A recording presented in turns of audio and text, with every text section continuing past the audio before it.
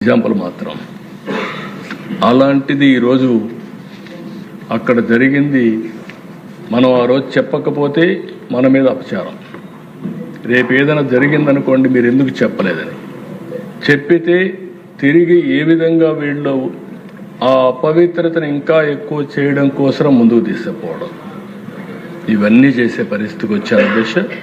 ఇది కరెక్ట్ కాదు.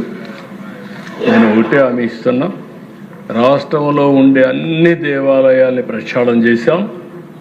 ఎక్కడ అపవిత్రత జరగడానికి వీలు లేదు, ఎవరి మనోభావాలు దెబ్బతినడానికి వీలు లేదు. ప్రతి ఒక్క దేవాలయంలో పవిత్రత కాపాడే బాధ్యత ఎన్డీఏ ప్రభుత్వం తీసుకుంటామని మరొక్కసారి ప్రజలందరూ కూడా విజ్ఞప్తి చేస్తున్నారు. ఇంకొక పక్కన దశ ఒకసారి చూస్తే బాధ వేస్తుంది. వీళ్ళ యొక్క బిహేవియర్ చూస్తే కూడా ఆశ్చర్యం వేస్తుంది. కల్తీ లడ్డుకు హెరిటేజ్ ఎందుకు తీసుకొస్తారా దిశ? నాకైతే అర్థం కాదనమాట.